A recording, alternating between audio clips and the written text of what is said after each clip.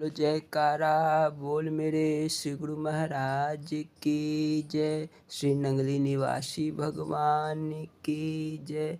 श्री परमहंस दयाल जी महाराज की जय। श्री नंगल विहारन भगवान की जय। श्री परम गुरु भगवान की जय। जय सच्चिदानंद जी।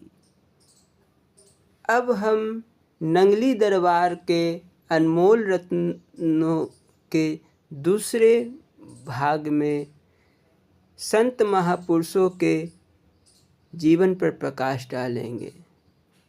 यह दास एक बात कहना चाहता है कि श्री स्वामी आत्म रामानंद जी के विषय में हमें कोई जानकारी प्राप्त नहीं हो पाई, इसीलिए हमने उनका वर्णन इस अध्याय में नहीं किया है। इसके लिए मुझे दरबार के समस्त संतगण, प्रेमी, गुरुमुख जन एवं सभी महापुरुष मुझे क्षमा करें। बोलो जयकारा बोल मेरे श्री गुरु महाराज की जय। श्री स्वामी विवेक सुखानंद पुरी जी महाराज संत महापुरुष ईश्वर के प्रतिनिधि बनकर संसार में आते हैं और निज स्वरूप निर्मल आत्माओं को अपने सदुपदेशों द्वारा सांसारिक मोह बंधनों से मुक्त कर आवागमन के चक्कर से परित्राण दिलाते हैं। जैसे सूर्य की किरणों का स्पर्श पाकर कमल खिल उठता है, चंद्रमा की शीतल चांदनी से कुमुदनी विकसित हो जाती है, जैसे बादल अपने परोपकारी स्वभाव के कारण धरती के फलने फूलने हित बरसते हैं और उसके हृदय की पिपासा शांत कर देते हैं, उसी प्रकार संत महापुरुषों का सृष्टि में प्रादुर्भाव अंधकार को दूर करने, जन जन में जागृति का संचार करने हेतु व अभिष्ट हृदय में चेतना का शंखनाद करने के लिए होता है, जिसकी ध्वनि मात्र से ही जीव के दैहिक, दैविक, भौतिक तीनों प्रकार के सभी ताप नष्ट हो जाते हैं। ज्ञान के बीज के लिए एक नई भूमि बन जाती है और हृदय आनंद मार्ग की ओर बढ़ने लगता है।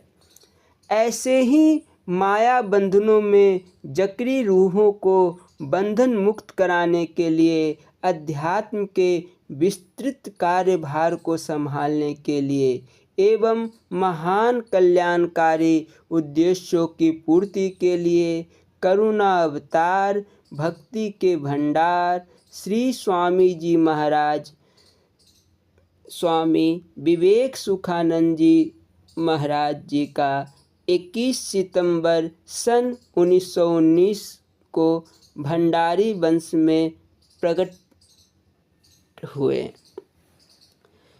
स्वामी विवेक सुखानंद जी ने अमृतसर पंजाब के एक छोटे से कस्बे रमदास में पिता वैद्य कविराज श्री जगन्नाथ जी भंडारी एवं श्रीमती प्रीतम दई के घर में जन्म लेकर उन्हें अपने माता पिता कहलाने का गौरव प्रदान किया।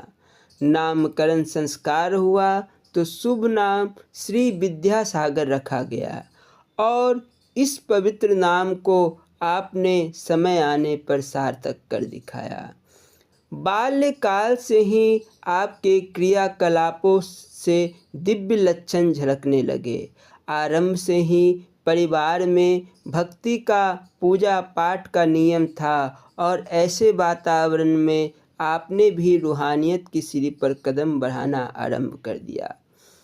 बाल्यकाल से ही शिक्षा के साथ साथ श्रीमद् भागवत गीता, श्री गुरु ग्रंथ साहिब और श्री रामचरितमानस जैसे महान ग्रंथों का भी अध्ययन करते रहते।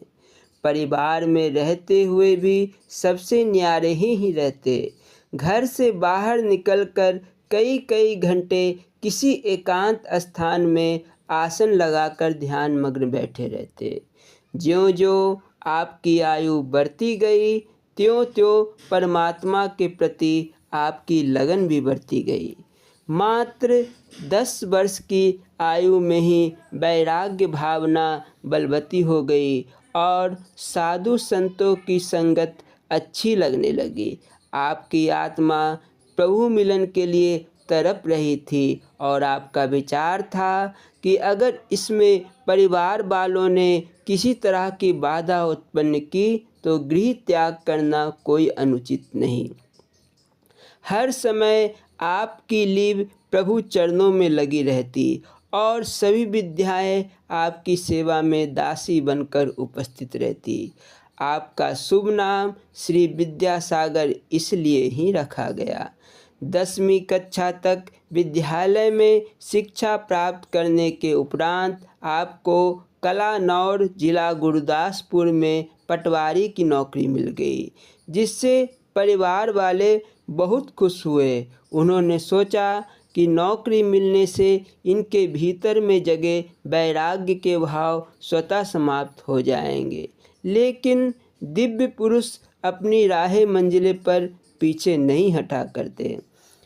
कलानौर जिला गुरदासपुर में अपनी मौसी के घर रहकर पटवारी की नौकरी करते रहे और जल्द ही आप जिलेदार की उपाधि से सुशोभित हुए। सारा वेतन उसी परिवार को ही देते, यही पूर्ण फकीर निशानी है। एक बार की बात, आप घोड़ी पर सवार होकर अज्ञात यात्रा के लिए निकल पड़े। काफ़ी इंतज़ार के बाद भी जब नहीं लौटे तो मौसी ने सोचा कि अपने माता पिता के पास पहुंच गए होंगे, लेकिन ऐसा भी नहीं था। जैसे ही खबर फैली परिवार में कि विद्यासागर की कोई जानकारी नहीं मिल रही तो पूरे परिवार में चिंता की लहर दौड़ गई। खोजते खोजते कई वर्ष बीत गए, लेकिन आपके विषय में कोई जानकारी ना मिली। माताजी की आंखों की रोशनी भी रो रो कर समाप्त हो गई, लेकिन आपका तो एक एक क्षण सच्चे मालिक की तलाश के लिए समर्पित था। तलाश सच्ची थी तो मालिक को भी अपने भक्त की लालसा देखकर दर्शन देने पड़े। इसी बीच परम तत्व की खोज में निकले आप श्री को श्री गुरु ग्रंथ साहिब की वाणी पर व्याख्या करते हुए किसी महापुरुष की आवाज़ सुनाई दी। आवाज़ में आकर्षण ऐसा कि सत्संग स्थल पर खींचे चले आए। वहाँ एक आश्रम था जो 5 चक के जंगल में स्थित था। परम श्रद्धेय हृदय सम्राट श्री स्वामी जी महाराज जी वहाँ गुरु और गुरु तत्व की महिमा का वर्णन कर रहे थे। आज आपकी उत्सुकता समाप्त हो गई थी। अभिलाषा पूरी हो गई थी कि सच्चे गुरु की शरण प्राप्ति हो गई है। दर्शन करके चीर प्यासे नैनों की प्यास बुझाई। फिर समय लेकर एकांत में बैठकर अपनी जिज्ञासुओं को शांत किया। श्री स्वामी अनंत प्रकाशानंद जी महाराज ने उन्हें अपने पास बैठाकर गुरु ज्ञान का रहस्य समझाया। श्री स्वामी जी ने कहा, हम आपको नाम दीक्षा तो दे देते हैं, लेकिन हम सबके इष्ट देव प्राणाधार इस समय चौकौरी में विराजमान है और हम सब उन्हीं श्री गुरु महाराज जी के शिष्य हैं। फिर क्या था, आपका मन अपने प्रीतम प्यारे की तरफ में दिन रात खोया रहता। मन की अधीरता बढ़ती जा रही थी। सुंदर स्वरूप की कल्पना से मन रोमांचित हो रहा था कि मेरे प्रभु कैसे होंगे, वे मुझे कब दर्शन देंगे, उनकी मधुर वाणी कब इन कानों में पड़ेगी और वो सुंदर मुख कब देखने को मिलेगा। हृदय व्याकुल हुआ जा रहा था। आपके हृदय की ऐसी तरफ देख श्री स्वामी अनंत प्रकाशानंद जी महाराज जी ने इष्ट देव के दर्शन हेतु उस शहंशाह के पवित्र दरबार चकौरी आश्रम में ले गए। वहाँ का सुंदर दृश्य देख आप गदगद हो रहे थे। ना कोई आडंबर, ना कोई राजसी ठाट बाट, सादगी हो तो श्री गुरु महाराज जी का आभूषण थी। वे अधरों पर सुंदर मुस्कुराहट झलक रही थी। आज ऐसा लग रहा था जैसे आपने अपनी मंजिल को पा लिया हो। आँखों में अश्रु लिए उस सुंदर मुखड़े के अलौकिक तेज को अपलक निहारते ही रह गए। श्री चरणों में पहुंचकर उनके पवित्र चरणों के स्पर्श को पाकर आप भाव विभोर हुए जा रहे थे। आज स्वयं को धन्य महसूस कर रहे थे। श्री गुरु महाराज जी के चरणों में साष्टांग प्रणाम किया और प्रणाम ऐसा कि चरणों में शीश उठाना तो दूर, प्रबल प्रवाहित अश्रुधारा से गुरुदेव के परम पावन श्री चरणों को धो डाला। महाप्रभु ने दोनों हाथों से आपको खड़ा कर सीने से लगा लिया और आशीर्वादों की झड़ी लगा दी। लगभग 3 वर्ष तक श्री सतगुरुदेव जी के श्री चरणों में सेवा में रहते हुए आध्यात्मिक ऊंचाइयों को प्राप्त किया। आपके भीतर रूहानियत की अथाह भावना को देखते हुए श्री गुरु महाराज जी ने संन्यास दीक्षा प्रदान कर संत विवेक सुखानंद जी के नाम से सुशोभित किया। आप अभ्यास और वैराग्य की मूर्ति, रूहानियत के बादशाह मस्त फकीर थे और आपके व्यक्तित्व में एक अद्भुत आकर्षण था। भक्ति की मस्ती ऐसी कि अपने इष्ट देव के चरणों में हमेशा लब लगा रहा।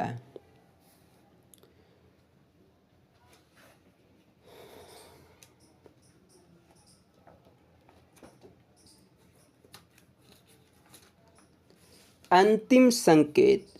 श्री नंगली दरबार की सेवा में श्री स्वामी विवेक सुखानंद पुरी जी महाराज जी के जीवन की साधना थी।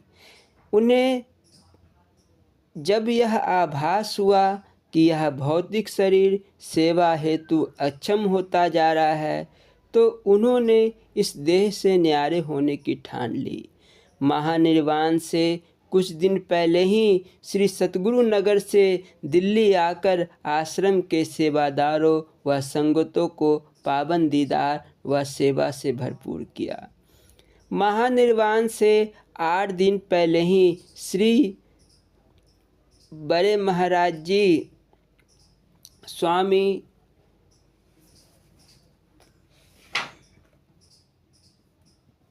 दयाल संत दयाल कृष्णानंद जी महाराज जी से श्री सतगुरु नगर जाने के लिए बार बार कहा, परंतु श्री स्वामी विवेक सुखानंद जी ने यही शब्द कहे कि हम तो बस एक ही बार जाएंगे, 25 दिसंबर रात को। बृहस्पतिवार 18 दिसंबर 1986 को संत धर्म प्रकाशानंद जी श्री स्वामी जी महाराज के अस्वस्थ होने का समाचार सुनकर उनके दर्शन के लिए आई। दंडवत प्रणाम करके आपसे आपके स्वास्थ्य की भीख मांगी और प्रार्थना की कि प्रभु आप सर्वसमर्थ है, आप जो चाहे कर सकते हैं। मुझे तो आप यही भीख दीजिए कि आप जी अपने स्वास्थ्य को शीघ्र अतिशीघ्र ठीक कर लीजिए। तो श्री स्वामी जी महाराज ने बाई जी के सिर पर हाथ फेरते हुए बड़े प्यार से फरमाया, बेटा तुमने बहुत समय तक इन बाहरी आँखों से दीदार पा लिया, अब तो तुम आंतरिक दर्शन करने की आदत डालो। यह मौज बहार हमेशा थोड़े ही रहेगी। अब तो सिमरन की कमाई करके ही मिलना होगा। अब तो अंदर से वार्तालाप करने की आदत डालो। बातों ही बातों में श्री स्वामी जी महाराज अपनी परलोक यात्रा के लिए संकेत कर गए, परंतु हम बुद्धिहीन जीव महापुरुषों के गुर वचनों को कहाँ समझ पाएंगे। महानिर्वाण से एक दिन पूर्व 24 दिसंबर को भगवान दर्शनानंद बाई जी श्री स्वामी जी महाराज जी के चरण दबाने की सेवा कर रही थी। आधी रात को नींद के कारण वह सेवा छोड़कर सोने चले गए तो स्वामी विवेक सुखानंद जी महाराज ने बुलाकर संकेत दिया कि फिर पूरी जिंदगी सोना ही है, थोड़ी देर सेवा और कर लो, यह सेवा फिर नहीं मिलेगी। इसी प्रकार महात्मा धर्मात्मानंद जी को भी दिन में सेवा करते करते यही शब्द दोहराए। वह अन्य सेवादारों को भी बातों ही बातों में संकेत कर दिया कि अब सेवा व दर्शनों का एक ही दिन शेष रह गया है। अज्ञानता का आवरण हम जीवों की बुद्धि को महापुरुषों के वचनों की गहनता तक नहीं जाने देता। अंत में वह अभागा दिन आ गया। 25 दिसंबर सन 1986 को प्रातः 3 बजे श्री स्वामी जी महाराज धर्मात्मानंद जी से बोले, लाओ भाई, गोल तकिया दे दो, बस अब हम अपने श्री गुरु महाराज जी से कर ले। तदुपरांत आप अपनी मौत से पद्मासन पर आसीन हो गए और श्वास ऊपर चढ़ा लिए। उस समय आपके पास श्वासों की ध्वनि काफ़ी दूर तक सेवादारों को सुनाई दे रही थी। लगातार कई घंटे पद्मासन में स्थित होने पर श्री स्वामी कृष्णानंद संत दयाल कृष्णानंद पुरी जी महाराज जी ने श्री स्वामी जी महाराज जी को आवाज़ लगाई, वीर जी, आपकी हल्की सी आंखें खुली और फिर श्वास ऊपर चढ़ा लिए।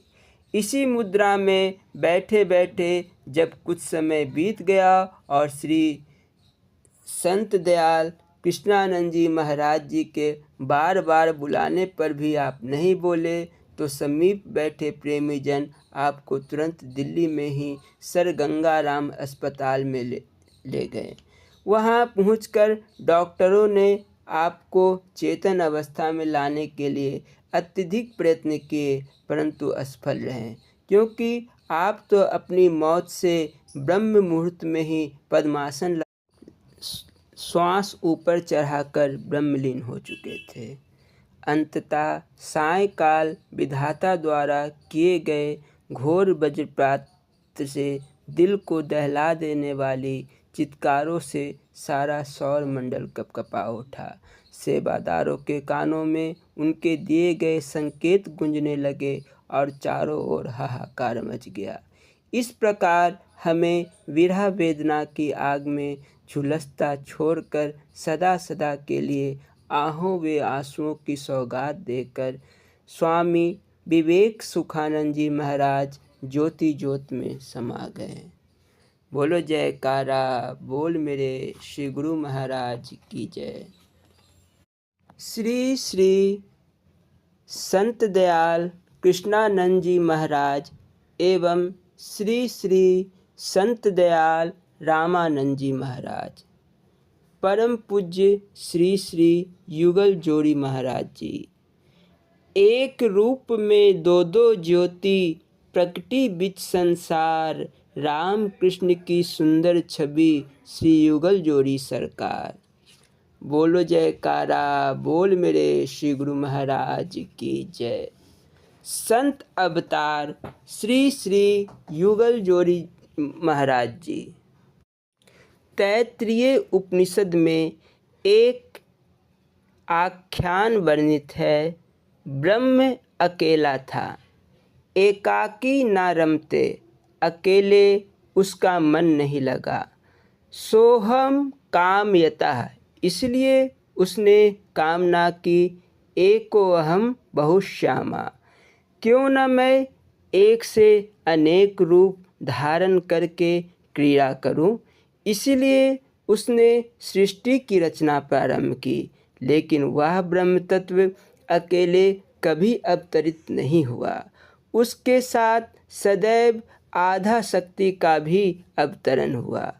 कहीं पुरुष के साथ स्त्री, कहीं विष्णु के साथ लक्ष्मी, कहीं शिव के साथ पार्वती, कहीं राम के साथ सीता, तो कहीं कृष्ण के साथ राधा के रूप में उन दोनों ने विग्रह धारण किया। इस बार एक अद्भुत संयोग था। वह ब्रह्म तत्व दो दिव्य कन्याओं के रूप में उस मालिक के अगम देश से आकर मलपुर गोजरा जिला झंग पाकिस्तान की पावन वसुंधरा पर प्रकट हुई।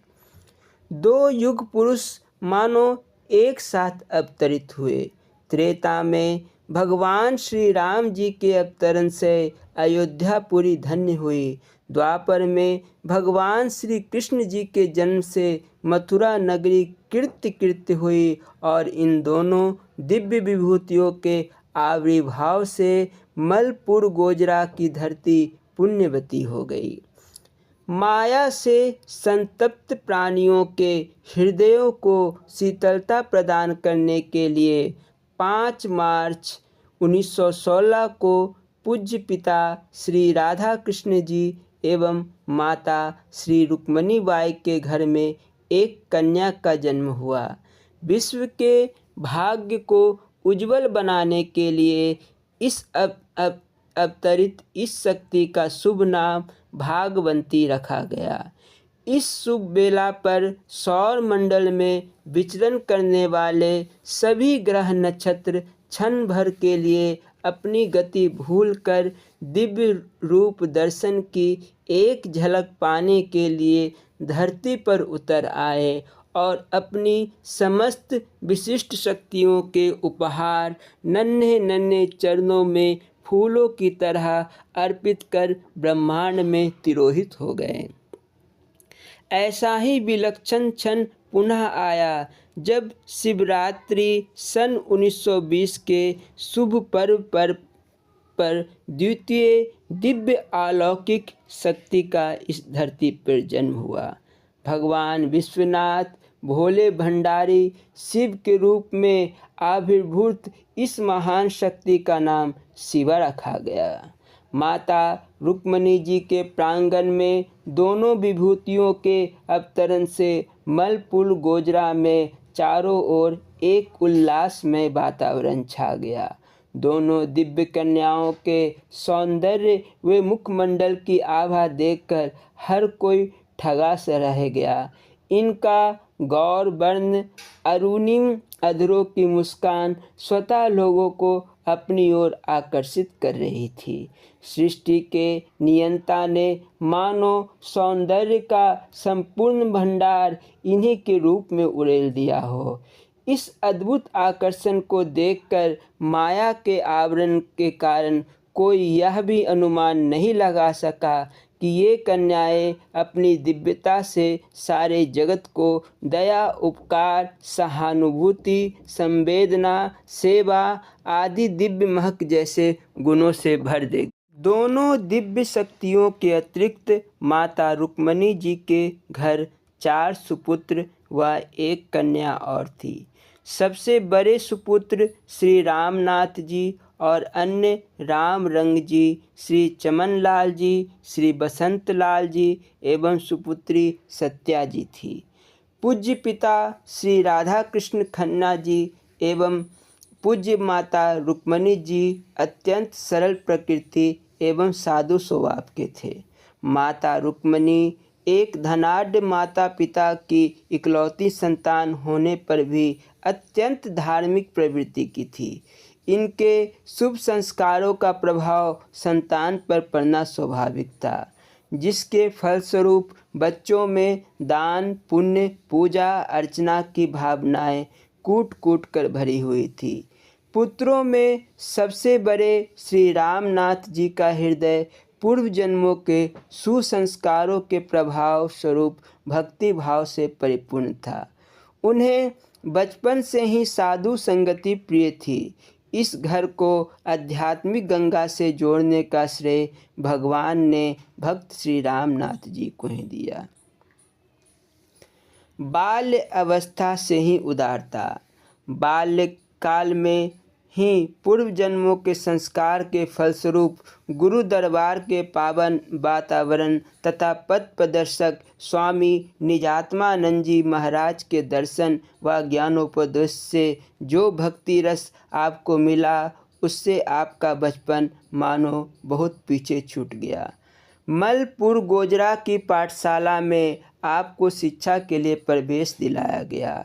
संपूर्ण संसार को सत्य ज्ञान की शिक्षा प्रदान करने वाले आप दोनों की इस ओर विशेष रुचि न थी, लेकिन पुरातन प्रथा अनुसार गुरुकुल के अन्य विद्यार्थियों की भांति आप गुरुजनों की आज्ञा व सेवा का विशेष ध्यान रखते थे।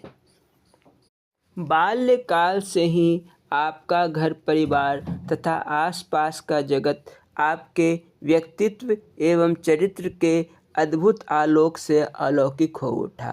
यह मानो भावी जीवन की भूमिका थी। फिर भी आप दोनों की जो बाल सुलभ लीलाएं मिली है वो यहाँ वर्णित है।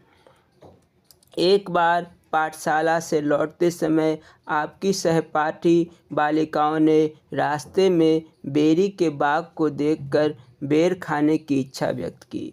बाग का मालिक वहां मौजूद था। साथियों को बेर खिलाने के लिए आपने बाग के मालिक से बेर मांगे तो उसने बेर के दाम में लालचवश आपके कानों में पहनी हुई सोने की बाली मांगी। धनाढ्य परिवार की सुपुत्रियां होने के कारण बचपन में ही माताजी आपको स्वर्ण आभूषण पहनाए रखती थी। माया से विरक्त आपने श्री छोटे महाराज जी बड़े सहज भाव से तुरंत कान से बाली उतार कर उसके सामने हाथ में दे दी। बदले में बेर लेकर अपने साथियों को खिलाए। घर लौटने पर माताजी द्वारा कान की बाली के बारे में पूछने पर आप बड़े भोले अंदाज से बोले, माताजी हमने बेर खाने थे। जब बाग के माली से बेर मांगे तो उसने कहा कि बेर ऐसे नहीं मिलेंगे, पहले अपने कान की एक बाली उतार कर दो। माताजी मैंने तो एक बाली दे दी, उसने हमें ढेर सारे बेर दे दिए। हम सब बच्चों ने मिलकर खूब खाए।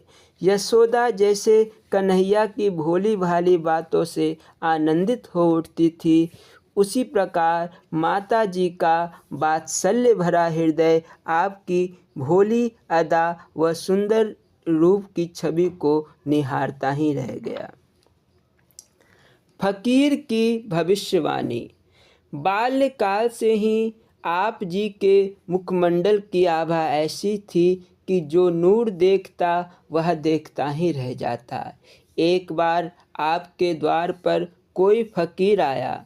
माताजी फकीर बाबा को देखकर अंदर से थाल भरकर आटा ले आई और देने के लिए जैसे ही आगे बढ़ी तो फकीर बोले, माँ यदि भिक्षा देनी है तो अपनी इस कन्या के हाथ से दिलवा दो।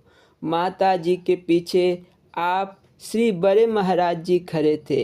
आपके नूरानी चेहरे को देखकर फकीर बाबा ने कहा, देवी यह कोई साधारण कन्या नहीं है, समय आने पर यह बहुत बड़ी फकीर बनेंगी, जिसके आगे पीछे हजारों दासियां सेवा में तत्पर रहेगी। जैसे ही आप फकीर की झोली में आटा डालकर पीछे मुड़े कि वह बाबा आलोप हो गए।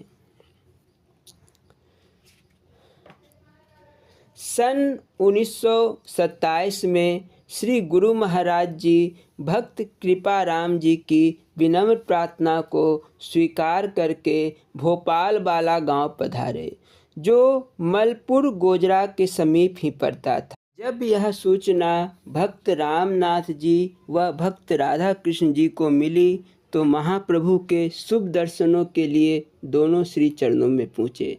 दर्शन करने के पश्चात रूहानी शहंशाह के पावन चरणों में सविनय प्रार्थना करते हुए बोले, कृपा सिंधु दाता जी, दास की विनती को स्वीकार कर मलपुर गोजरा की धरती को भी आप अपने श्री चरणों से कृतार्थ कीजिए।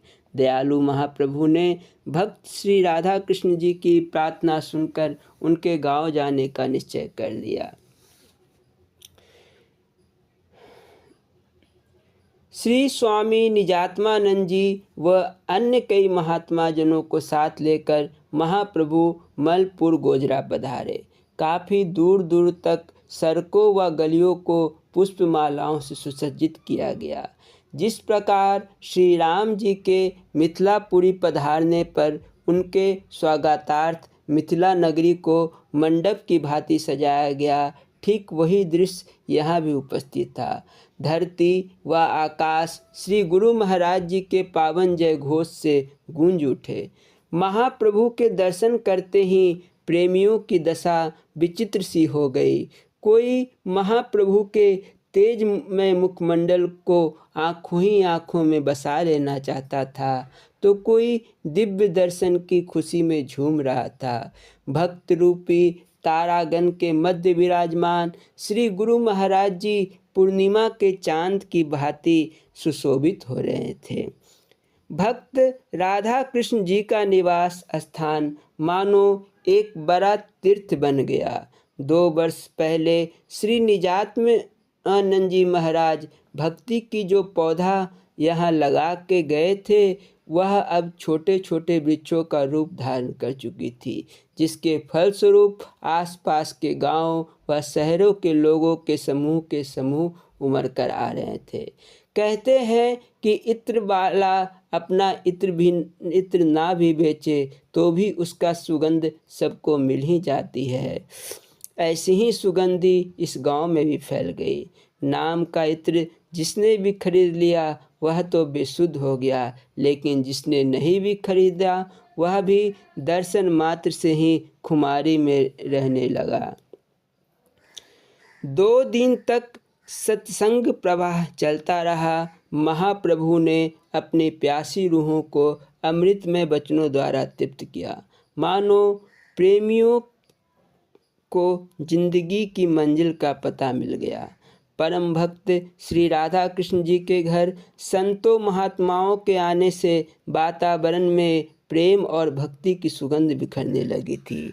सतगुरु को भगवान मानकर भक्त जी तन मन धन से श्री गुरु दरबार की सेवा करने लगे। श्री सतगुरुदेव कृपा से धन दौलत सुख सुविधा की कोई कमी ना थी। श्री गुरु दरबार की सेवा ही इनके जीवन का परम उद्देश्य बन गया। लंगर का अधिकतर सामान इन्हीं की ओर से जाता था।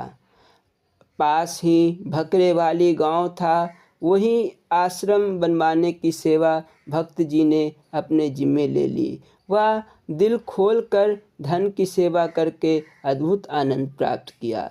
लोग तो संदेह करने लगे थे कि श्री गुरु महाराज जी ने इनको कोई गुप्त खजाना प्रदान किया हुआ है, जिससे ये अपना परिवार चला रहे हैं और दरबार की सेवा भी खुले हाथों से कर रहे हैं।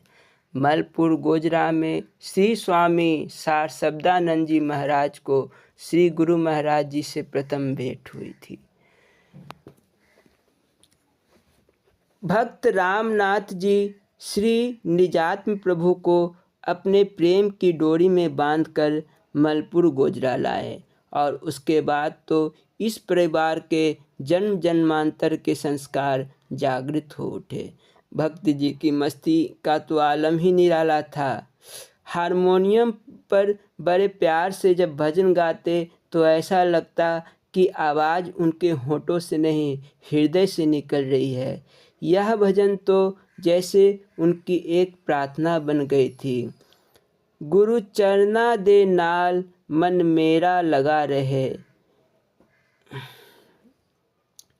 भक्त श्री रामनाथ जी तो हर क्षण प्रेम भक्ति के महासागर में डूबे रहते थे और उनकी हालत यह देखी मैं देखूं जिस ओर सखीरी, सामने मेरे सावरिया। गुरु दीक्षा लिए अभी 2 साल ही हुए होंगे कि सन 1927 में, जब उनकी आयु अभी 20 वर्ष की ही थी, माँ चेचक निकलने से वह अस्वस्थ हो गए। पिता श्री राधा कृष्ण खन्ना जी उस समय किसी कार्यवश लाहौर गए हुए थे। श्री रामनाथ जी ने अपनी पूज्य माता जी से कहा कि पिताजी को बुला लाओ, अब मेरी तैयारी है। माता जी ने पूछा कि कहाँ जाना है बेटा? तो भक्त रामनाथ जी ने अपनी आंखें दीवार में टिकाते हुए उत्तर दिया, श्री महाराज जी आए हुए हैं, अब मुझे उन्हीं के साथ जाना है। माता जी ने पूछा, बेटा श्री महाराज जी कहाँ आए हुए हैं?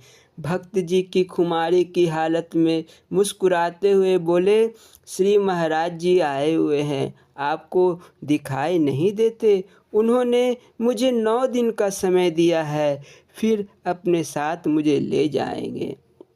माताजी का घबराना स्वाभाविक ही था। कहीं बेटे का दिमाग विशेष रूप से प्रभावित तो नहीं हो गया, इसी से वह चिंतित हो गई। भक्त राधा कृष्ण जी को तार भेजकर लाहौर से तुरंत बुलवा लिया। पिताजी के आने के पश्चात भी भक्त रामनाथ जी ने उसी प्रकार श्री गुरु महाराज जी के नाम की रट लगाए रखी। श्री रामनाथ जी का शरीर कमज़ोर होता चला गया, मगर मुख का तेज और होठों की मुस्कुराहट बढ़ती गई। 8 दिन इसी तरह बीत गए। 9वें दिन भक्त जी ने सुबह उठकर दातुन आदि करके सबको अपने पास बुला लिया।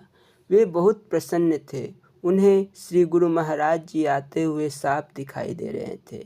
वह ऊंचे स्वर में बोले, यह देखो मेरे श्री महाराज जी आ गए हैं। मुझे उनके साथ आज 11 बजे जाना है। तुम सब भी श्री गुरु महाराज जी के दर्शन कर लो, उन्हें प्रणाम करो। ऐसी स्थिति देखकर भला किसके आंसू रुकने वाले थे।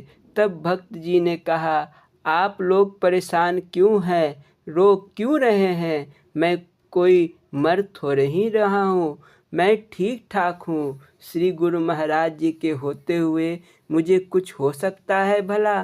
पिताजी इन्हें समझाइए ना। माताजी आप भी रो रही हैं, आप लोग समझते क्यों नहीं? मैं ठीक हूँ, मैं तो श्री गुरु महाराज जी के श्री चरणों में ही जा रहा हूँ। सच ही तो है, आत्मा तो अमर है, पर वह कहाँ मरती है। तब माता जी ने विवल होकर कहा, बेटा मुझे भी अपने साथ ले चलो। भक्त रामनाथ जी ने माता जी का हाथ अपने हाथ में लेते हुए कहा, अभी आपके लिए आज्ञा नहीं है माता जी, आपको अभी यहीं रहकर बहुत सेवा करनी है, अभी केवल मुझे ही बुलाया है। घड़ी की टिक टिक अब बड़ी तेज सुनाई देने लगी थी। भक्त जी उस सुंदर अनमोल क्षण की प्रतीक्षा में व्याकुल थे। इधर परिवार के समस्त सदस्य जन सोच रहे थे कि यह घड़ी रुक क्यों नहीं जाती। भक्त जी अपनी चारपाई पर तकिया लगाकर बैठ गए और सबसे बोले, मैं थोड़ा ध्यान लगा लूँ। 11 बज चुके थे। सबकी आंखें एकटक भक्त जी के चेहरे पर टिकी हुई थी। किसी को यह ज्ञात ना हो सका कि किस क्षण को वह श्रेष्ठ ज्योति श्री ब्रह्म स्वरूप परम ज्योति में समा गई। भगवान ने उनके पावन शरीर से जितना कार्य लेना था वह ले लिया था। भक्त जी के चेहरे पर महापुरुषों जैसा नूर था। इस घटना ने पूरे परिवार को कुछ समय के लिए विह्वल व्यतीत तो किया, किंतु उनके मन में श्री गुरु महाराज जी के प्रति प्रेम व विश्वास में तनिक भी कमी नहीं आई। जब 2 वर्ष बाद भक्त राम रंग जी श्री चरणों का ध्यान करते करते अपनी पावन देह त्याग दी, तो इस दुखद समाचार को सुन संबंधी लोग माता जी से बोले, बहन जी इन संतों ने आपका क्या उपकार किया? इस विषम स्थिति में भी अपने इष्ट देव के प्रति इस प्रकार अपशब्द सुनना भी माता जी के लिए असहनीय था। वे तुरंत तिल मिलाकर बोली, आज के बाद मुझे मेरे सतगुरुदेव के प्रति कोई भी ऐसा अपशब्द ना कहना, और ना ही मैं सुनने को तैयार हूँ। संत कभी किसी को बुरा नहीं कहते, यह तो जीव के अपने ही कर्मों का फल होता है। माता जी प्रेम योगिनी बन चुकी थी। उनकी स्थिति उस स्थित प्रज्ञ योगी की सी थी जिसे सुखों से स्पृहा नहीं रहती और दुख जिसे उद्विग्न नहीं कर पाते। आप दोनों विभूतियों के श्री सतगुरुदेव जी भगवान के अनन्य भक्त थे। आपने श्री चरणों में तन मन भेंट करके महाप्रभु से संन्यास बेच लिया। आपने हजारों नर नारियों को साधना में दीक्षित प्रशिक्षित किया। आज भी महिला संतों का विशाल संगठन श्री सद्गुरु नगर ट्रस्ट के अधीन आपकी राहबरी में संचालित हो रहा है। अपने शिष्यों एवं शिष्याओं को सदा श्री गुरु मंदिर की सेवा में लगे रहने की प्रेरणा दी। आज भी श्री गुरु मंदिर नंगली साहिब की पूजा एवं साज श्रृंगार में मुख्य रूप से आपके ही लोग हैं। श्री नंगली में निर्मित विशाल सत्संग भवन आपके ही सत्य संकल्प एवं सेवा का प्रतिफल है। परम पूज्य संत दयाल कृष्णानंद जी तथा परम पूज्य संत दयाल रामानंद जी महाराज को सन 1933 ईस्वी में संन्यास भेष मिला। उसी वक्त महाप्रभु ने फरमाया कि आपको हमारी सेवा करनी है, खासकर आपकी विशेष सेवा हमारे मंदिर में लगेगी। समय आने पर हम वह सब आपसे करवा लेंगे। सचमुच आप दोनों ने श्री नंगली साहिब गुरु मंदिर के निर्माण में सर्वाधिक भूमिका निभाई और आजीवन श्री गुरु मंदिर की सेवा की।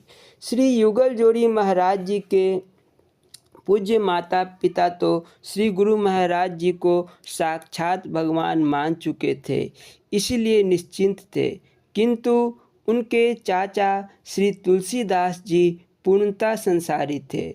उनका साधु संतों में विश्वास न था। उन्होंने अपने बड़े भाई श्री राधा कृष्ण जी को कई बार समझाने का प्रयास किया, पर उनके मन पर कोई असर नहीं पड़ा।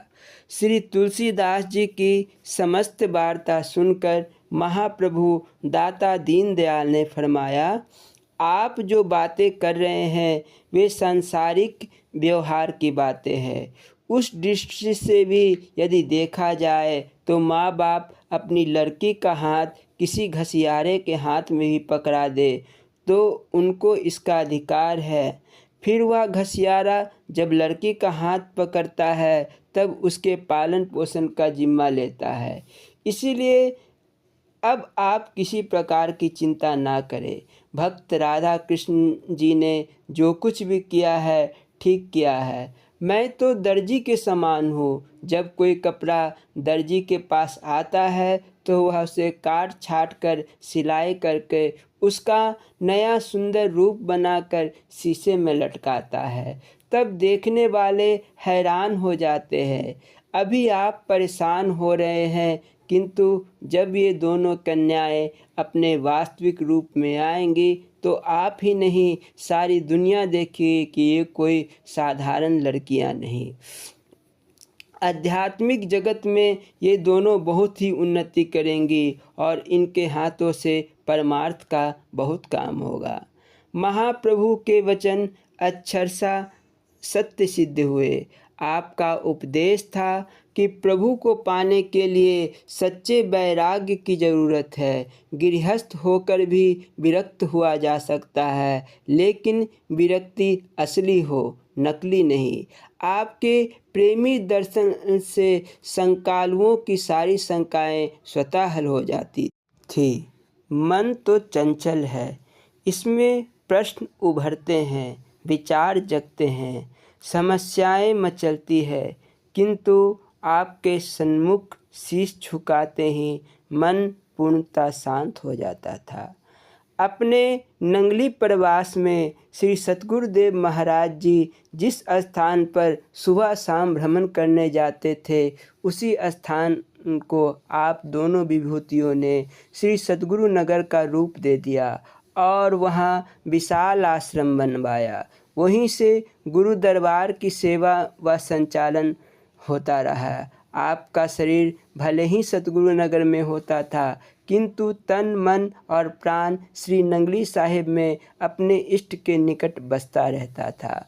अपने सेवकों को भी यही आदेश दिया कि जो भी आपको सेवा देनी हो, पहले नंगली साहिब गुरुद्वारे में दो, बाद में और कहीं। आपकी प्रेरणा से ही श्री नंगली साहिब के उत्सवों और सम्मेलनों में खूब वृद्धि हुई। प्रत्येक माह की पूर्णिमा पर सत्संग और भंडारे का रिवाज आपने ही कायम किया। अब तो प्रायः हर पूर्णिमा को दूर दूर से हजारों भक्त श्रद्धालु भी श्री नंगली साहिब आया करते थे। एक बार स्वामी परम ज्ञानानंद पुरी जी महाराज श्री सतगुरु नगर में विराजमान थे। उन्होंने कहा कि आप जब भी आए, जब भी नंगली साहिब जाए तो एक बार सतगुरु नगर जरूर होकर जाए। श्री नंगली साहिब में करोड़ों की लागत का विशाल सत्संग भ्रमण का निर्माण आपने ही करवाया।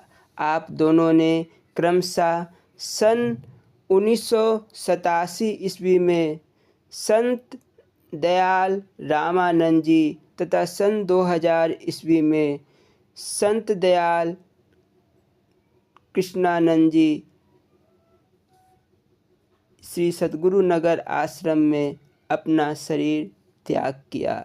आज उत्तर प्रदेश, हिमाचल, हरियाणा, पंजाब और दिल्ली में लगभग 35 या 36 आश्रम आपके शिष्यों द्वारा संचालित हो रहे हैं, जहां गुरु नाम का खूब प्रचार प्रसार हो रहा है और संगत द्वारा श्री गुरु मंदिर की सेवा हो रही है। परम श्रद्धेय ब्रह्मलीन श्री स्वामी गुरु प्रेमानंद जी महाराज। श्री स्वामी जी महाराज गुरु दरबार के आदरणीय संतों में से एक हैं। गुरु भक्ति तो इन्हें पैतृक विरासत के रूप में प्राप्त है। आपको परम पूज्य श्री स्वामी निजात्मानंद जी महाराज जी के शारीरिक नाते से सुपुत्र होने का सौभाग्य प्राप्त है। 12 वर्ष की अल्प आयु में ही आप घर से चुपके से भागकर चौकौरी आश्रम आ गए थे। श्री गुरु महाराज जी ने सर्व संगत के बीच इनकी ओर संकेत करके कहा, यह स्वामी निजात्मानंद जी का लड़का है। कमाई वाली रूह है, जैसा पिता वैसा ही पुत्र।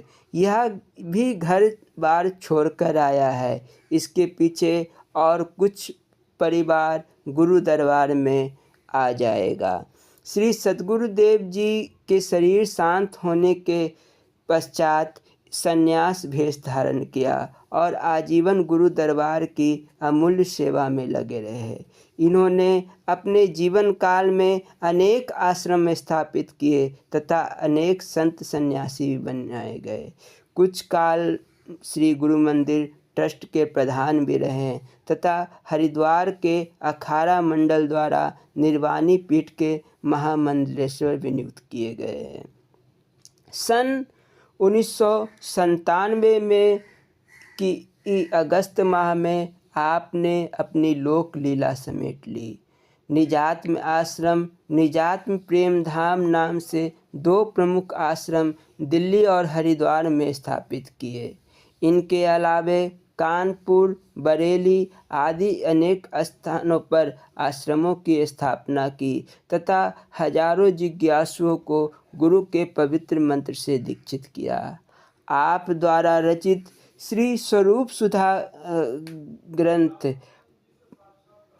बहुत ही आनंदमयी एवं प्रेरणादायक पुस्तक है, जिसमें श्री गुरु महाराज जी की लीलाओं का संक्षिप्त विवरण मिला है, जो कवित्व के रूप में प्रकाशित की गई है।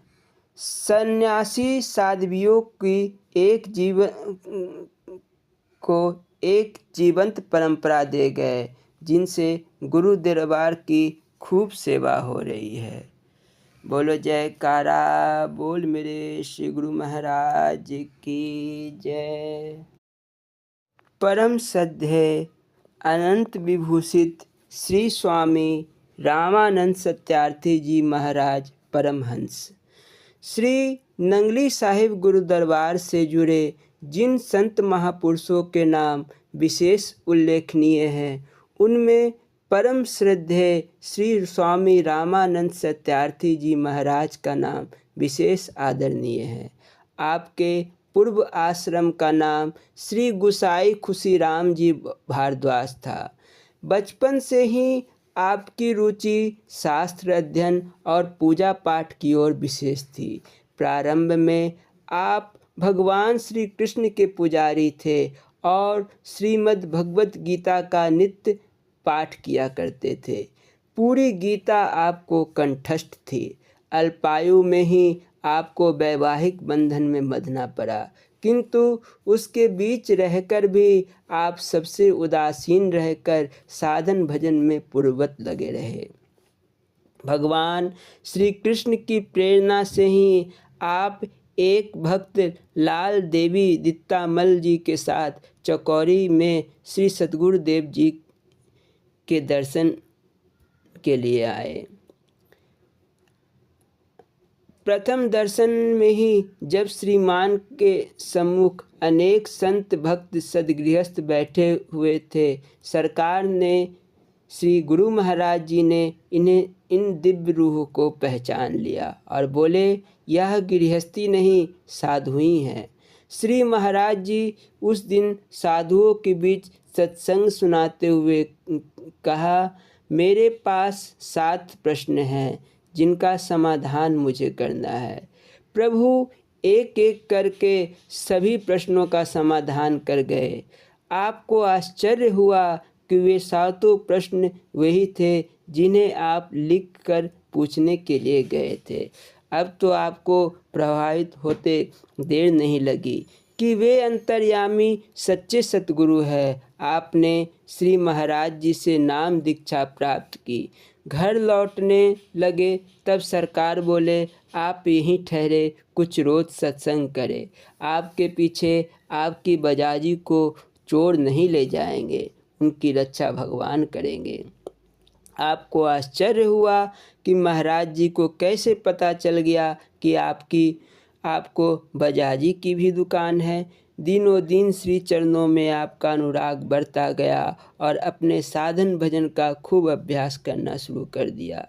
सन 1964 ईस्वी में श्री नंगली साहिब में आपने समस्त सांसारिक कार्यों से किनारा कर संन्यास भेष धारण कर लिया। आपने गुरु नाम का खूब प्रचार किया।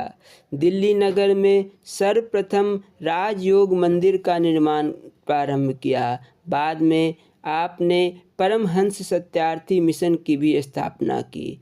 आप आजीवन गुरु दरबार की सेवा करते रहे। आपने अपने मिशन की ओर से अनेक व्यवहारिक परमार्थिक कार्यों का भी सूत्रपात किया।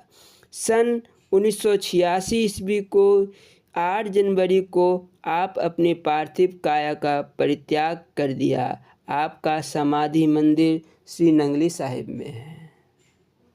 बोलो जयकारा बोल मेरे श्री गुरु महाराज की जय। श्री नंगली निवासी भगवान की जय। श्री परमहंस दयाल जी महाराज की जय। परम श्रद्धेय श्री स्वामी विचारात्मानंद जी महाराज, आप श्री स्वामी निजात्मानंद जी महाराज जी की प्रेरणा से ही श्री सद्गुरुदेव भगवान जी की शरणागत हुए। सर्वप्रथम आपको नाम दीक्षा श्री स्वामी जी द्वारा प्राप्त हुई थी। आप गोदरा गांव के निवासी थे। जब उस क्षेत्र में श्री स्वामी जी धर्म प्रचार के लिए भेजे गए थे, तभी भी श्री सतगुरुदेव जी के बारे में जानकारी मिली। हर जीव का श्री गुरु चरणों में आने का कोई ना कोई कारण तो होता ही है। आप पर कचहरी में कोई मुकदमा था। इस बीच आप श्री स्वामी जी के सत्संग से काफ़ी प्रभावित हो चुके थे। मुकदमे में जितना बड़ा मुश्किल था, दिल में सतगुरुदेव जी उससे बरी होने के लिए प्रार्थना करते ही थे। पेशी की पूर्व रात में आपने स्वप्न में कचहरी में जज की कुर्सी पर सांवले रंग के सफ़ेद रेशमी चोले वाले एक महापुरुष को बैठा देखा। उनकी आंखों पर सुनहरे फेम का चश्मा था। उन्होंने आपको मुकदमे में बरी कर दिया। दूसरे दिन वैसा ही हुआ। मामूली बयान सुनकर ही जज ने आपके पक्ष में फैसला कर दिया। तब तक आपने श्री गुरु महाराज जी को देखा नहीं था।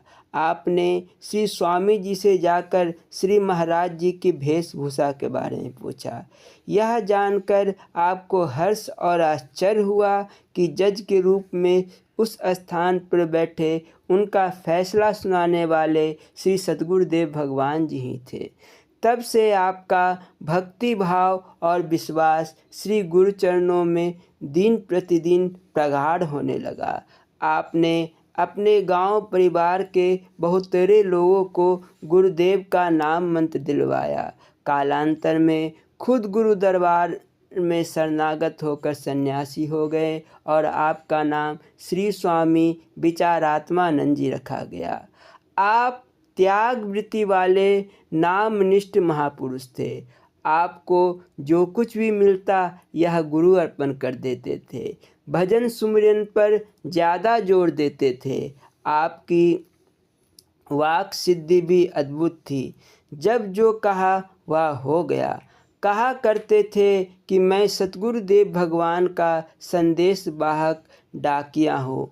उपदेश मेरा नहीं, मेरे गुरुदेव भगवान का है। आपने जीवन भर त्याग और समर्पण भाव से श्री सतगुरुदेव जी की सेवा तथा खूब धर्म प्रचार किया। अपने शरीर के अंतिम समय के लिए आपका निर्देश था कि मेरी समाधि श्री नंगली साहिब में नहीं बनाई जाए, कारण वहाँ मेरे इष्ट देव की समाधि है। अतः यदि कोई मेरी समाधि की पूजा करेगा तो मुझे अपराध लगेगा। मार्च 1970 ईस्वी में आपने दिल्ली में अपना शरीर त्याग किया। तदुपरांत आपकी समाधि फतेहाबाद में दी गई, जहां आपकी संत शिष्यों ने आपकी स्मृति में आश्रम स्थापित किया, जिससे गुरु दरबार की खूब सेवा हो रही है। बोलो जयकारा बोल मेरे श्री गुरु महाराज जी की जय। परम श्रद्धेय श्री स्वामी दयाल शब्दानंद जी महाराज, आप पाकिस्तान के चक नंबर 5 में श्री सतगुरुदेव जी के शरणागत हुए थे। आपके बचपन का नाम श्री हीरालाल जी था। ग्राम सई का चक, जिला लॉयलपुर के निवासी थे। साधना और गुरुसेवा आपका व्रत था। सेवा में रात दिन की खबर नहीं रहती थी। जिस प्रकार इमारत की दीवार की सजावट सभी करते हैं, किंतु बुनियाद की ईंट का कोई नहीं ताकता, उसी प्रकार पूज्य गुरुदेव स्वामी दयाल शब्दानंद जी महाराज ने स्वयं को बुनियाद की ईंट के समान सबसे अज्ञात अनजाना रखकर सेवा की। योग साधना में आप परम प्रवीण थे। जमीन में गुफा खोदकर उन्होंने काफ़ी दिनों तक साधना की। आपका कहना था कि सेवा से ही साधना में प्रखरता प्राप्त होती है। गुरु की सेवा और सत्संग साधकों के लिए नितांत आवश्यक होते हैं। सेवा नहीं तो साधना भी अधूरी रह जाती है। आपने अपना सर्वस्व गुरु चरणों में समर्पित कर दिया था। पाकिस्तान बंटवारे के बाद दिल्ली में ही एक छोटी सी कुटिया बनाकर आप रहने लगे। कुटिया भी बस कुटिया ही थी, जैसे पूर्व काल के ऋषियों की होती थी। आप वहाँ कुछ भी बनने देने को तैयार नहीं थे। कच्ची दीवार और कच्ची फर्श, अत्यंत साधारण सा छप्पर, उसी में आप बैठे साधना करते रहते थे। आप त्याग भावना वाले महापुरुष थे। अपने लिए कभी कुछ संग्रह नहीं किया और खुद को सबसे गुप्त रखा। एक पंडित ज्योतिषी ने आपके चरण चिन्हों को देखकर कहा था कि आप अत्यंत महान और पूजनीय होंगे। गुरुदेव बोले, आप कृपा करके मुझे गर्व देकर गिराइए मत। भगवान ना करे कि मैं विख्यात और पूजनीय हूँ। अंतिम दम तक मैं राम का नाम लेना ना भूलूँ, बस यही मेरे लिए शुभकामना कीजिए। महानता और संतत्व तो सरलता से जाहिर होता है। आपका हृदय अत्यंत सरल और जीवन सादा था। बाद में तो भारत के कई प्रदेशों में धर्म प्रचार किया। जो भी उनको मिलता या सत्संग सुनता, वह प्रभावित हुए बिना नहीं रहता था। प्रभावशाली पुरुष थे। नंगली के साधु समाज में आपकी प्रतिष्ठा थी। सभी संतों के प्रति आपकी श्रद्धा थी। दूसरों पर प्रभाव तो धर्म पालन और सत्यनिष्ठा का पड़ता है। जटिल से जटिल परिस्थिति में भी आप हंसते रहते थे। जो कोई भेंट या सेवा देता था उसे आप सीधे गुरु मंदिर में भेंट कर देते थे। आपने आश्रम में चार दीवारी तक नहीं बनने दी। कांटों की बाड़ लगा कर रहते थे। एक सिद्ध कर्मयोगी की तरह आप सारे कार्य इष्ट की सेवा समझकर करते रहे। सदा सबको भजन, जप और ध्यान का उपदेश दिया। कहते हैं, जिसका जीवन राम के भरोसे है, उसका सब काम राम करते हैं। वही ईश्वरीय सत्ता उसके सभी संकल्पों को पूरा करती है। सब कार्य उस दिव्य सत्ता की प्रेरणा से होता है। जीव तो निमित्त मात्र होता है, अतः किसी कार्य का अहंकार नहीं करना चाहिए। जो अर्जुन की तरह भगवान का यंत्र बनकर उनके हाथों में अपनी रतबाही सौंप कर जीवन का जंग लड़ता है, वही विजयी होता है। बोलो जयकारा बोल मेरे श्री गुरु महाराज की जय। नंगली दरबार के सुयोग्य संत अनंत श्री विभूषित ब्रह्मलीन श्री 1008 स्वामी योग युक्तानंद पुरी जी महाराज। श्री स्वामी योग युक्तानंद पुरी जी की जन्म भूमि गाजीपुर, पूर्वी उत्तर प्रदेश के गजाधरपुर ग्राम में थी। आप अध्यात्म की ऊंचाई पर पहुँचे हुए उत्तम कोटि के महात्मा थे। आशु कवित्व आपके आकर्षक व्यक्तित्व का एक महत्वपूर्ण पक्ष था। किसी भी विषय पर किसी भी समय छंदोबद्ध रूप में आप अपने सहज भावोद्गार व्यक्त करने में नितांत कुशल थे। इतना ही नहीं, अपने चुटीले व्यंग तथा वाक शक्ति से अपने विरोधियों को, विशेषतः नास्तिकों को मुंह बंद कर देने में भी आपकी क्षमता बेजोड़ थी। जहाँ ऐसी कोई स्थिति उत्पन्न होती थी, श्री महाराज जी आपको ही भेजा करते थे। बाद में आपने लखनऊ में अपना आश्रम स्थापित किया, जो आज भी श्री सद्गुरु की परंपरा को अक्षुण्ण बनाए हुए है। परमहंस परिव्राजकाचार्य श्री 1008 स्वामी योग योक्तानंद पुरी जी महाराज श्री नंगली दरबार के प्रमुख शिष्यों में अपना विशिष्ट स्थान रखते थे। आप शास्त्रों के प्रकांड विद्वान थे। आपके विचार एवं अनुभव असाधारण थे। अपने ज़माने के संतों में स्वामी जी को विशेष स्थान प्राप्त था। आप अपने को बिल्कुल तुच्छ समझते थे। यही आपकी सबसे बड़ी विशेषता थी।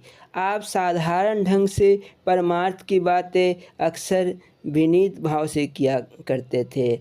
आपकी विनयशीलता सभी के दिलों को चुरा लेती थी। जो भी कोई आपके संपर्क में आया, आपके विचारों में से प्रभावित हुए बिना नहीं रहा।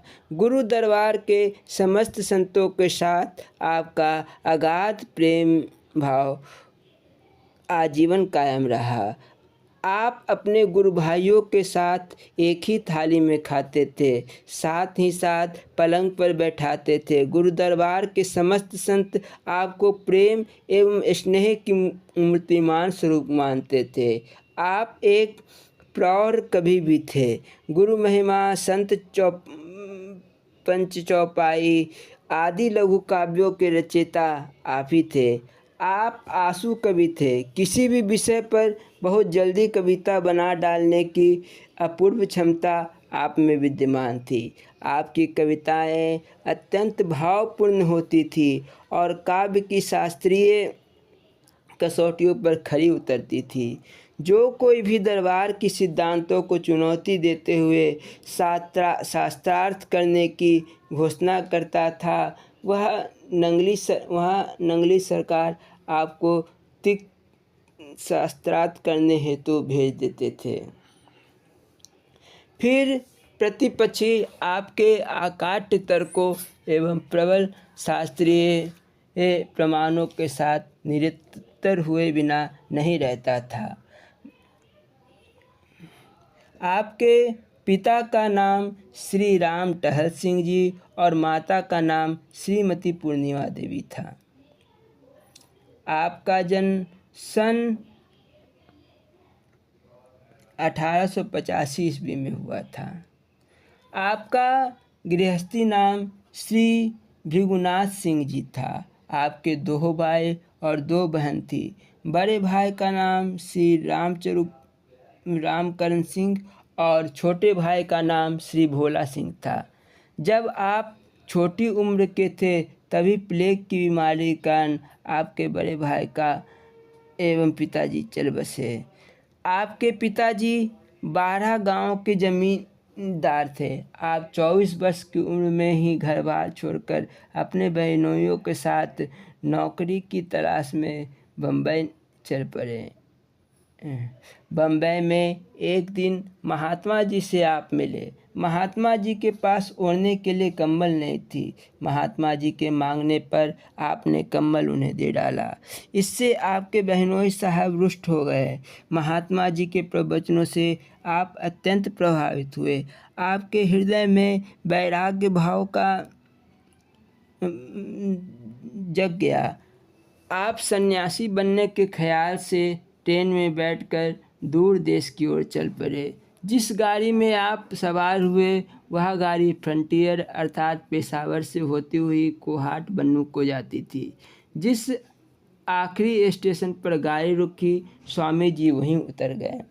उसी क्षेत्र में श्री नंगली निवासी भगवान स्वामी स्वरूपानंद जी का प्रवचन चल रहा था। श्री स्वामी स्वरूपानंद जी की महिमा चारों ओर फैल गई। महामहिम श्री स्वरूपानंद जी महाराज जी की महिमा सुनकर आप भी उनका प्रवचन सुनने के लिए पहुंच गए।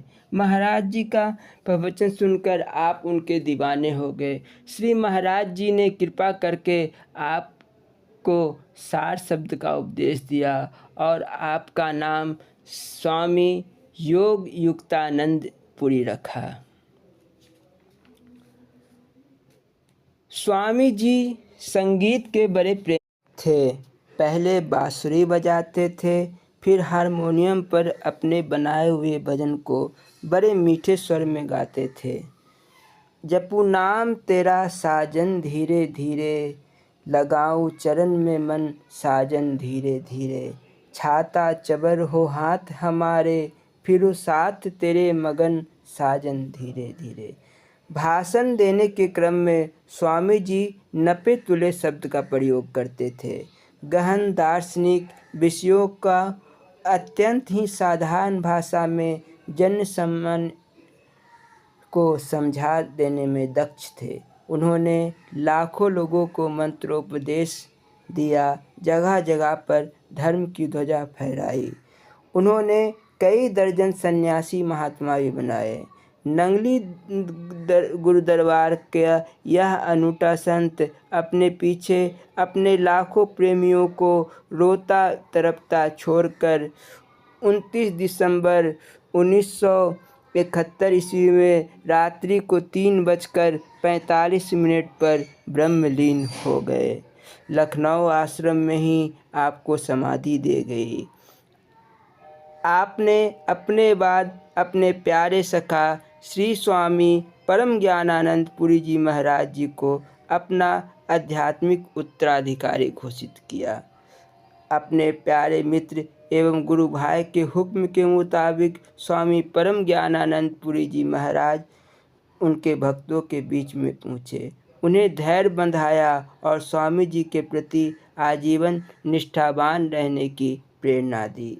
स्वामी जी की महासमाधि के ऊपर मंदिर निर्माण का कार्य प्रारंभ हो चुका है। प्रतिवर्ष विजयदशमी को बृहद भंडारे का आयोजन होता है, जिसमें अनेक प्रदेशों के भक्तजन शामिल होते हैं। बोलो जयकारा बोल मेरे श्री गुरु महाराज की जय। श्री नंगली निवासी भगवान की जय। श्री परमहंस दयाल जी महाराज की जय। परम श्रद्धेय ब्रह्मलीन स्वामी ब्रह्म अखंडानंद जी महाराज। इन स्वामी जी महाराज जी की तस्वीर नहीं होने के कारण हम इस अंक में उनकी तस्वीर नहीं प्रकाशित कर रहे हैं। संत शिरोमणि योगीराज ब्रह्म विद्वरिष्ठ श्री नंगली वाले महाप्रभु के शिष्यों में से एक बड़े सिद्ध तपस्वी संत पैदा हुए। उनमें दर्जनों महापुरुषों की तो शिष्य परंपराएं आज भी चल रही है, किंतु उनके अतिरिक्त कुछ ऐसे भी संत हुए जिन्होंने विज्ञापन से खुद को एकदम दूर रखा। उन्होंने खुद को सदा छिपाए रखा तथा वे अपनी साधना तपस्या में लीन रहकर संसार से ये अनजाने विदा हो गए। उनकी मनोदशा को निम्नलिखित पंक्तियों से व्याख्यायित किया जा सकता है। अनदेखे अनजाने मुझे जीने दो, मेरे मरने के बाद कोई मेरे ऊपर शोक भी ना करे, ना ही मेरी मृत्यु की कोई निशानी बचने पाए। सिद्ध संत स्वामी ब्रह्म अखंडानंद जी वैसे ही निष्प्रिय थे। रावा कुटी बाबा भरत की कुटिया थी, जिन्होंने 100 वर्षों तक वहाँ तप किया था। बाबा भरत के बेटे थे हरिहर बाबा, वे भी सिद्ध थे। बाबा भरत से ही सर्वप्रथम दीक्षा ली थी स्वामी ब्रह्म अखंडानंद जी ने। जटाजूट साधु थे, संन्यास लिया श्री नंगली सरकार से। 24 वर्षों तक घोर तप किया। 8 वर्ष खड़े होकर, 8 वर्ष पानी में, फिर 8 वर्ष पंचाग्नि के बीच अर्थात अपने चारों तरफ अग्नि जलाकर। वे बालयति थे, इष्ट की सिद्धि थी, इसलिए जगत में प्रसिद्धि थी। हिंडन नदी के किनारे रावाकुटी में उन्होंने तप किया था। हिंडन नदी के किनारे एक तरफ पूरा महादेव का मंदिर है तो दूसरी तरफ वाल्मीकि का आश्रम। वहीं सीता माता ने लवकुश नामक दोनों बच्चों को जन्म दिया था। उस क्षेत्र में श्री सद्गुरुदेव महाराज जी के शिष्य स्वामी गुरु चरणानंद जी सत्संग प्रचार के लिए आए। इनके सत्संग से प्रभावित होकर स्वामी ब्रह्म अखंडानंद जी के साथ भक्त गेंदाराम, मुंशीराम और एक और भक्त जिनका नाम बाद में स्वामी ब्रह्म ज्ञानानंद जी पड़ा, सभी श्री सद्गुरुदेव के दर्शनार्थ हेतु चौकौरी आश्रम गए। इन्हीं लोगों के प्रेम आग्रह से श्री सद्गुरुदेव जी इस क्षेत्र में पधारे। इस प्रकार नंगली लाने के माध्यम आप बने। स्वामी जी की जटा खड़े होने पर जमीन को छूती थी। मुरादाबाद, जमालपुर, रावाकुटी, बुलंदशहर में आश्रम बनाया। उत्तर प्रदेश के उपयुक्त क्षेत्रों में खूब धर्म प्रचार किया। उनकी आंखें बड़ी बड़ी थी, कद लंबा था, 6 फुट के थे, सुंदर गोरे थे। उनके शिष्य हुए स्वामी कृष्णानंद जी, स्वामी पुरातन आत्मानंद जी, स्वामी अखंड शुद्धानंद जी, स्वामी ब्रह्म ज्ञानानंद जी आदि। उन शिष्यों ने भी खूब तप किया। स्वामी ब्रह्म अखंडानंद जी टाट पहनते थे, अल्फी मात्र, सदा अंकिंचन रहे। जी किया तो मिट्टी में ही लेटे रहे। 8 पहर आंखें उधर्वमुखी बनी रहती थी, वृत्ति अंतर्मुख रहती। बातें तो जो कह दिया वह पत्थर की लकीर हो गई। आशीर्वाद अटल था, स्पष्ट बोलते थे। कहते थे, निगाहे मर्द मोमिन से बदल जाती है तकदीरें, जो हो यकी कामिल तो कट जाती है जंजीरें।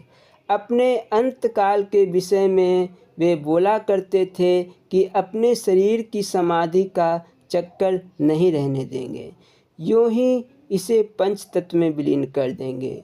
वही हुआ।